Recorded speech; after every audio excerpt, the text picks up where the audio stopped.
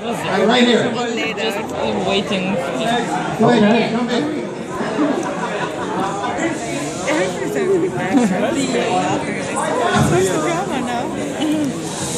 Like seriously, I'm a senior at Columbia. 3 to 4 years ago, living on the south side, 5 times within like a year and a half, moving to a bad neighborhood, I was held with guys trying to rob me. The last one ended at gunpoint. I could have lost my life there.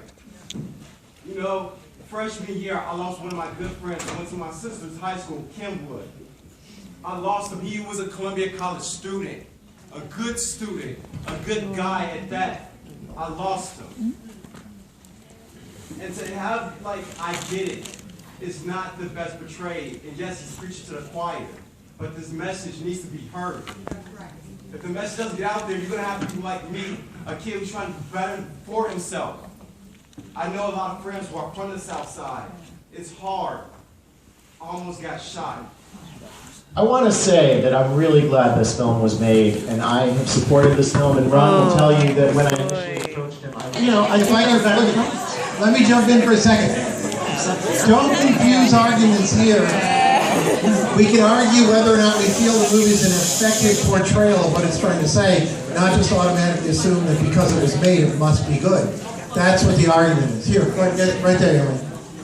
Okay, so you make the statement that it's like we're preaching to the choir, but apparently the choir doesn't get it. You have to keep on, like, going on and on and on.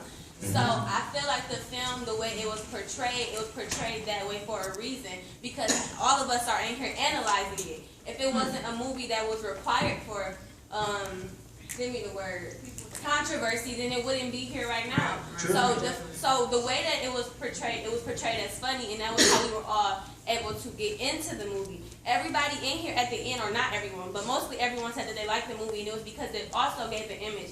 I don't necessarily feel that it was about Chicago.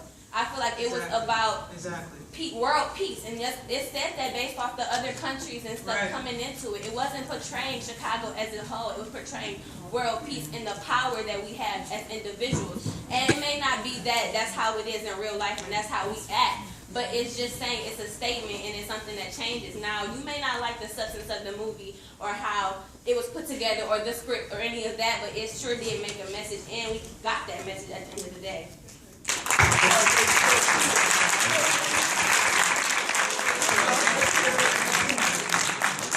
Hey, all the way over there.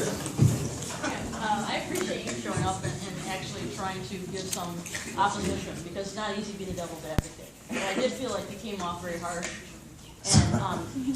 and you gave a couple examples of what you did like and what was palatable for you. Yeah. But as far as the multi-layers of this film, including the humor, I think it was great to diffuse the situation, because I'm from the South, and my grandfather was part of the KKK, and I just have to tell you that as far as the humor with the Dixie, there's a lot of animosity over that flag, and so I'm glad it was put in the film, and I think that's what he was trying to do there. I don't know, but that's what I received from it. But as far as the male and female genderism and why it was a solution, and where is women in today's society, and where are we placed with that was a good question. And why is it, with men, going against each other, why is that always a target for capitalism to take the bottom and turn against each other? I guess maybe I should restate, because I said at the beginning that I think that the message, the film, I said I'm really grateful it was made. I think the conversations that it starts are important. I think that at the heart there is something really authentic and righteous and timely. I think that's how I started this off, so I just want to be clear. And so I guess the question I would ask you guys is, can you appreciate and respect the message of a film without liking the film? And is that possible? I just want to know, or am I attacked if I don't like the aesthetics of the film? Can you appreciate and respect the message of the film and the filmmaker without liking the film? So I want to be clear, I have compassion for what this film brings up, and I'm grateful that the film exists. That's how I started this whole thing off. But I guess my question is, do I have to like the film? No, we don't care. We want you to. You just don't care. Okay. I just want was invited here to debate the film. Okay, well, then I'll stop debating the film. I want you guys to all talk, you know. Okay, well then let's hear all of it. Okay, hold on, right over here. Okay. I mean, I won't debate it anymore. I thought that's what I was here to do. We got a question here. Yes. Okay, I'm a high school senior, and I got accepted to Columbia this weekend. Welcome.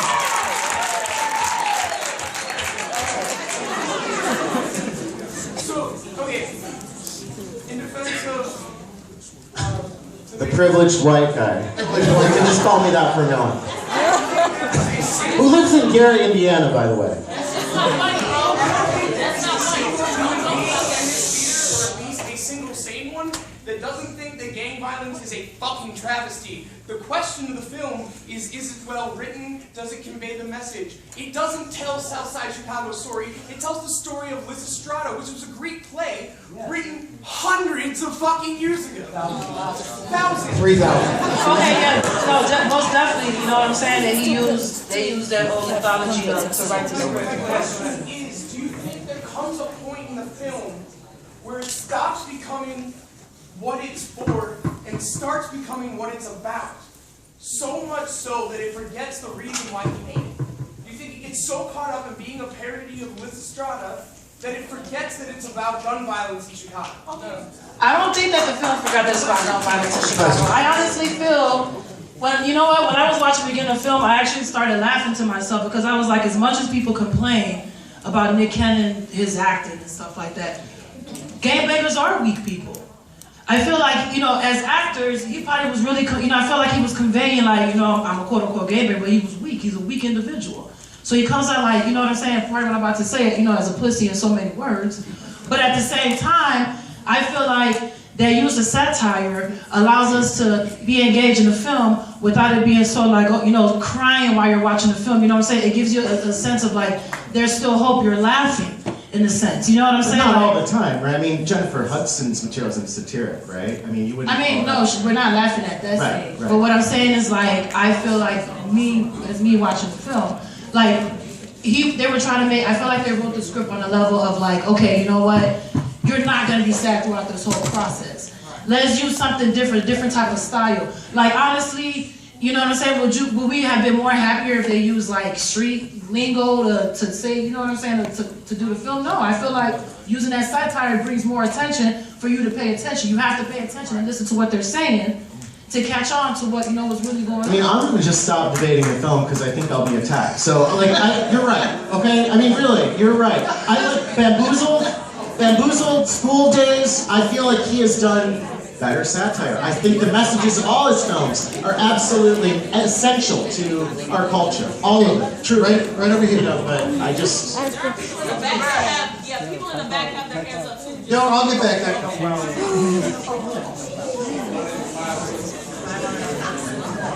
One mic! Louder. My name is Miles Miller. I'm a junior here at Columbia. I live in South Shore. I've had friends killed by gun violence. I've had family members killed by gun violence. You know, we are all affected. But the point I want to make here is, you know, the movie was important. And I'm glad that it was made. I see the thing. I see the message. But at some point or another, I don't like that the movie is mocking, you know, something that's so serious. I feel like it makes light of it. And even though we have to laugh and satire, and we have to try to read in between the lines to find the message and see that it's important, I think that, you know, I want to be pissed off because it's something I'm mad about. And I don't like the fact that we all on the show laughing about it. I think that if we had that at one point, it started to entertain us more than making the point that gun violence is really affecting us. It's a problem that needs to be addressed. I don't think that, you know, the problem should be reduced down to women deciding that they're not going to give men pussy so they decide to stop killing each other. I don't think that's a reasonable solution. And I think that we should be able to come up with something better than that, especially Spike Lee, someone who's so influential, who has made so many movies that have an impact, like Do the Right Thing. Now, I'm not on either one of you all side. I'm straddling the fence here, but I'm just saying that I think that we're forgetting that. And I think that's important. How do you all feel about that? Over here. Okay, so You know, talking about, go ahead. I'm sorry, go ahead. No, go ahead. Jump in. great. So, hi, my name is Noel Price. I'm a freshman here. I'm a freshman here at Columbia College Chicago, born and raised on the South Side. And first of all, my opinion of this film, I don't fuck with this film. And the reasons being for that is because Spike Lee tried to portray this film in a way that made it comfortable for people to sit here and watch that film. The truth about people dying, about children dying in the street, is nothing for you to feel comfortable about. Okay? That's why I don't like this. Okay? Also, the fact that they use the plot of women abstaining themselves, if that were to real life try to happen, even though it's something that we all know could never happen, if that shit were to actually try to happen here in Chicago, thugs, real life thugs that are born here in Chicago, they will rape those women. Okay? So I have to disagree with that. I'm sorry not to cut you. I have to disagree with that because, see, that's the problem. We're so used to stereotyping, we just make assumptions. I can guarantee you, I'm not saying that, okay, let's just use pussy to control the environment, whatever. But I feel like at the same time, that forces you to think as a human being, what can we do? Okay, even if we're not gonna use sex to control this. There are people doing things. See, that's also a misconception about my city. They try and make it seem like we're not doing anything. No, like we're not doing anything. Okay, but my point is, what I'm saying is that we need to the point of the movie that the movie was trying to make was trying to say that the community is not coming together, that they're not doing anything to actually try to stop the things that are going on here, and that's false. That's a lie. Have you seen The Interrupters? Have you seen The Interrupters? Yeah, exactly. A documentary made by someone in Chicago about 3 people on the south side of Chicago who are interrupting violence. Amita Matthews, the daughter of Jeff Ward. That's the film that I hope you can see about the south side of Chicago. Exactly. And there are also organizations, black-run organizations, that are out here fighting every day. And I personally know a lot of people who are in them, and I am in the midst of joining one of those communities. So for this type of film to come out and try and like make it seem like, oh, we got to stop killing ourselves. Bro, there are people who are literally trying to stop this type of thing from happening. It's a problem, but this film didn't show that. It didn't make it seem like we were doing anything. Me personally, I feel like we're never going to say like no one's not doing anything. I feel like the film honestly like tried to emphasize, in so many words. Okay, obviously everybody's not going to agree with the fact, oh, women withheld sex for us to, to get, to stop the violence and stuff like that. But I feel like at the end of the day, even though we have the organizations, even though we have, everyone, playing their part trying to make things better, what about the actual people doing the killing? No matter how much shit that we talk, people are still, somebody's getting shot right now. Somebody getting shot, so we're so concerned about attacking each other, trying to say like, oh, we're judging, you're making stereotypes. What about the actual quote-unquote thugs that's out here killing people? Or whoever just got access to a gun, shooting somebody because they trigger happy. Okay. I think about stuff like that. No, but why does that type of stuff happen in our communities? That's the question that needs to be asked. That's the question that needs to be asked. That's what I'm saying. Hang on, I got it. It comes from the institutionalized shit that our black No. Hold it. Let me tell you something right now. No, it doesn't. I got a 20-year. I got a son that's Hold on. We've got other people who want to get in here. So go ahead, go. We need to stop that institution. All right. Hi, my name's Jasmine Delgado. I'm a senior. I'm from East Los Angeles, California. So when people hear that, they think Los Angeles. East Los Angeles is the center of Mexican gang violence. I grew up with cousins, my older brother in a gang. I've been shot at, my brother has been shot, and my cousin was gunned down right in front of me. I think movies with the message like Spike Lee is trying to convey are important, but I have to agree that the way and the aesthetics that it's done can make somebody angry who's faced that kind of violence because it's not funny and it's not comfortable. And there were some things, if you need satire to get a message across, I agree, but there are some things that, it could have done without, which I totally agree. But at the same time, the message is really, really important. And I agree with we can't stereotype. We can't stereotype the young men of color in these communities doing this because I know some quote-unquote gang members who are the smartest men I've ever talked to, who read literature. But at the same time, I talk to people like my brother, why are you so angry? And they look back and they're like, nobody cares about us. And so I think there are better ways that this movie with the same message could have been I made. hope that you'll all see The Interrupters. Those of you who haven't, please write it down and I don't check even it think out. the film is Here, meant to over be here. funny. I don't even think, I mean, even though we were laughing, cracking jokes, certain actors were in the film, you know, making you feel like, okay. But honestly, I don't think the film was meant to make you comfortable. I feel like the film was made for you to feel the way we feel right now. Like, what the fuck is really going on? You know, I'm sorry, but, like, seriously, because there's so many words, yeah, we're saying, you know, we're stereotyping, we're institutionalized. I feel like, you know what I'm saying? Like, people don't even know, I don't even talk about this majority of the time. I'm a scientist, too. And when I think about certain things and I analyze certain situations from an analytical standpoint, I'm thinking at the end of the day, no matter how much you want to blame society for what's really going on, I feel like as a human being, you either choose to do right or you choose to go in the wrong direction. No matter, I mean, because I know people, I don't want to say like everybody should be perfect or nothing like that, but I know people who have been in difficult situations and they turn into a positive. You know what I'm saying? Like, at the end of the day, I feel, because I have a kid that's 20 years old, and I feel like even though I have 2 masters, I'm busting my butt, we come from a good family, we come from a good home, you know, I'm Nigerian, I was born here, my son still chooses to pretend he's a thug.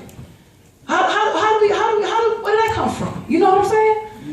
So, even if it's not even just media, it's not even just media, you know, we try to quick to blame this, blame that, blame that. I swear to God, man, I feel like on a human being level, your brain should be able to be like, yo, wake up. You know what I'm saying? That's what he said, wake up. Every time he shows his film, he say, wake up. No matter how much you try to put the blame on society or whatever is going on in our lives, you gotta wake up as an individual and make the change. Like, seriously, like, that's how I feel. You know what I'm saying? Okay, go ahead. How you guys doing? My name is Terrence Lindley. I'm a senior at Columbia College Chicago. I've been here for 4 years, and my concentration is strictly independent filmmaking. And I just want to tell you guys this.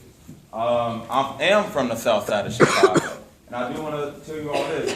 Spike Lee is a different kind of filmmaker. He approached, in many of his interviews, if you guys can watch all the interviews that he spoke about when he was making Chi-raq. Saturdays, I get off at 5 o'clock in the morning. I went to the Chi-raq audition. I was standing in line with those 5,000 people. He said everyone is a different filmmaker. John Singleton, that did Boys in the Hood, was the youngest and the first African American to be nominated for Best Director of the Academy Awards. He's his own different kind of filmmaker who got a lot of tips from Spike Lee. Spike Lee, he puts it in front of your face, and you'll say, a lot of people call Spike Lee controversial. They've been labeling him with this thing, but the thing is, he puts it in front of your face and he does it with humor. How many people, when a family member dies in your family, whether they're shot or killed or they just die of natural causes, how many of you guys' families, right after the funeral, you guys just stay crying that whole day? Or do you cry, play music, barbecue, and then laugh about the good times that you have with those families? Right there. You have to laugh to keep from crying. Louder, louder.